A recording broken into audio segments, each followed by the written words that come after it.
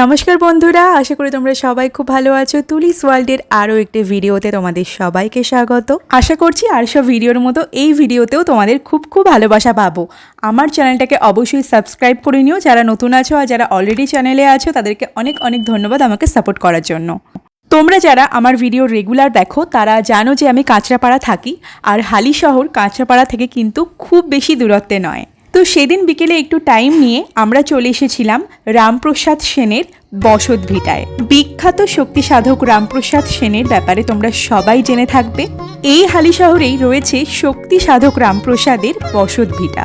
1720 সালে গাঙ্গেয় পশ্চিমবঙ্গের তান্ত্রিক বৈদ্য ব্রাহ্মণ পরিবারে রামপ্রসাদ সেনের জন্ম হয়েছিল। ছোটবেলা থেকেই কাব্য রচনার প্রতি তার বিশেষ আগ্রহ ছিল। পরবর্তীকালে তিনি তন্ত্রাচার্য যোগী কৃষ্ণানন্দ আগমবাগীশের শিষ্যত্ব গ্রহণ করেন। তখনকার মহারাজা কৃষ্ণচন্দ্র রায় রামপ্রসাদ সেনের গান শুনে মুগ্ধ হয়ে তাকে সভাকবির মর্যাদা দেন।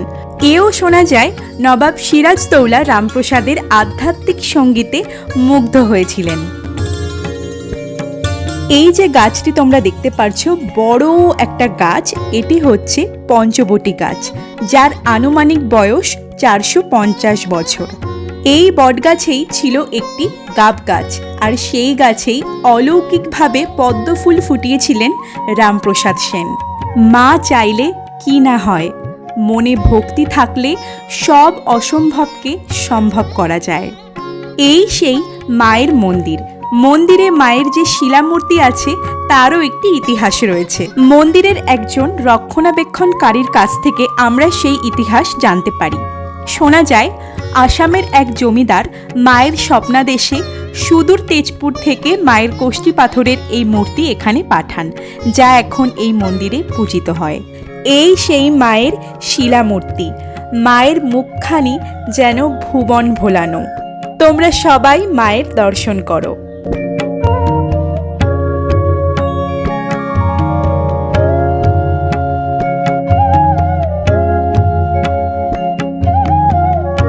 এই সেই 450 বছরের পুরনো পঞ্চবটী গাছ, যার তলায় ছিল পঞ্চমন্দির আসন, যার উপরে বসে রামপ্রসাদ সেন মায়ের সাধনা করতেন বা ধ্যান করতেন। সাধক রামপ্রসাদ সেনের 2 মেয়ে আর 1 ছেলে ছিল। 2 মেয়ের নাম জগদীশ্বরী আর পরমেশ্বরী।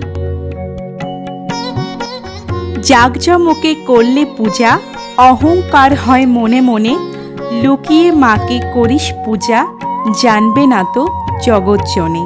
এই বিখ্যাত লাইনটি রামপ্রসাদ সেন লিখেছিলেন।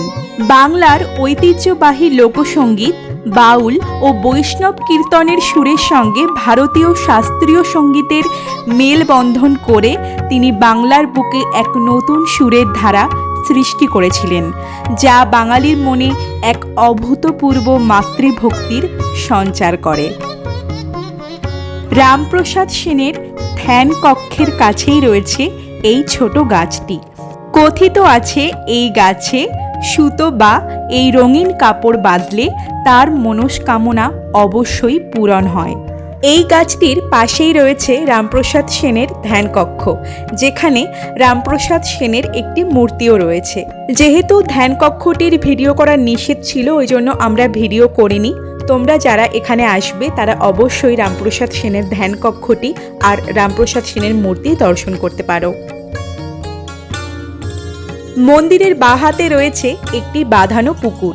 শোনা যায় এই পুকুরেই রামপ্রসাদ সেন স্নান করতেন। এই পুকুরে অনেক মাছ আর কচ্ছপকে খেলা করতে দেখা যায়। পুকুরটি দেখতে দেখতেই একটি গল্প বলি। না, গল্প বলা চলে না, সত্য ঘটনা।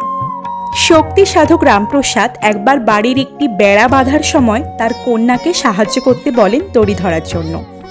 তার কন্যা জগদীশ্বরী তখন ছোট। সে দুষ্টুমি করে সেখান থেকে পালিয়ে যায়। তখন মা কালী জগদীশ্বরী রূপে রামপ্রসাদকে সাহায্য করতে আসেন। পরে রামপ্রসাদ বুঝতে পারেন যে তার ইষ্টদেবী কন্যার বেশে এসেছিলেন তার কাছে। তার রচিত একটি গানে এর উল্লেখ পাওয়া যায়। নয়ন থাকতে দেখলে না মন, কেমন তোমার কপাল পোড়া, মা ভক্তে ছলিতে তনয়া রূপেতে, বাঁধেন আসি ঘরের বেড়া।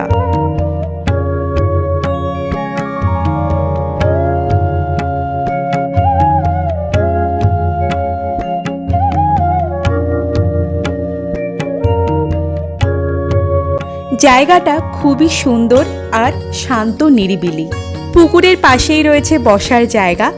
ওখানে যারা বিশ্রাম করতে যান বা মাকে দর্শন করতে যান তাদের বসার সুবন্দোবস্ত রয়েছে।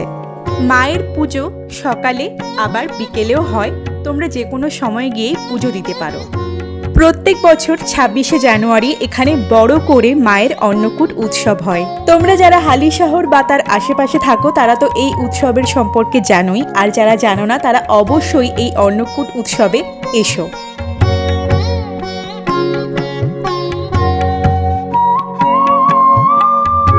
দেখো পুকুরে কত মাছ খেলা করছে, অনেক মাছ রয়েছে, অনেকে খাবারও দিচ্ছিল। অবশ্য লেখা রয়েছে যে খাবার খাওয়ানো মানা, কিন্তু দেখছি অনেকেই খাবার খাওয়াচ্ছে, তাই আমি আর আমার হাজবেন্ড দুজনেই মাছ আর কচ্ছপকে খাবার খাওয়ালাম। তারাও কিন্তু পরম আনন্দে সেই খাবার খেলো।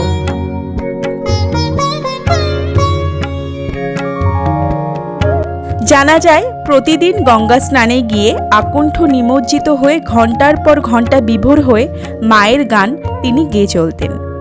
একদিন হালিশহরের কাছ দিয়ে নৌকা চেপে যাওয়ার সময় মহারাজা কৃষ্ণচন্দ্র রামপ্রসাদের ওই কণ্ঠের গান শুনতে পেয়েছিলেন। কথিত আছে যতক্ষণ রামপ্রসাদ গান গেয়েছিলেন ততক্ষণ কৃষ্ণচন্দ্র গঙ্গাবক্ষে নৌকা দাঁড় করিয়ে সেই গান শুনেছিলেন মন্ত্রমুগ্ধের মতো।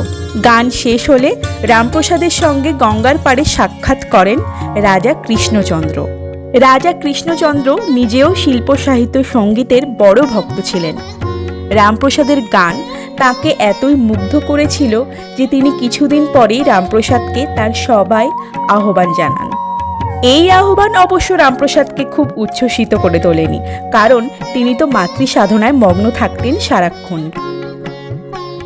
এবার যে ঘাট তোমরা দেখতে পাচ্ছ এটা রামপ্রসাদ স্নানের ঘাট নামে পরিচিত।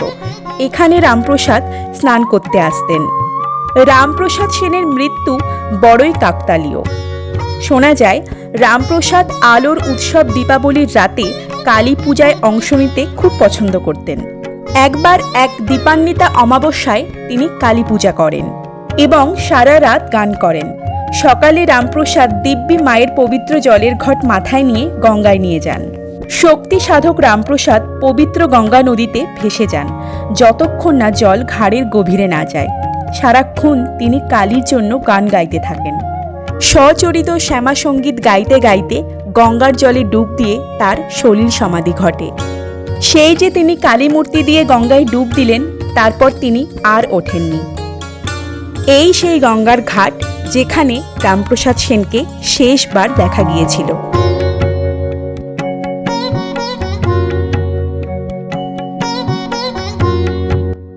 আজকের এই ভিডিওটি তোমাদের কেমন লাগলো অবশ্যই আমাকে কমেন্ট করে জানিও, আর একটা লাইক করে আমার পাশে থেকো, আর চ্যানেলটাকে সাবস্ক্রাইব করে দিও। দেখা হচ্ছে নতুন কোনো ভিডিও নিয়ে খুব তাড়াতাড়ি। ততদিন পর্যন্ত ভালো থেকো, সুস্থ থেকো।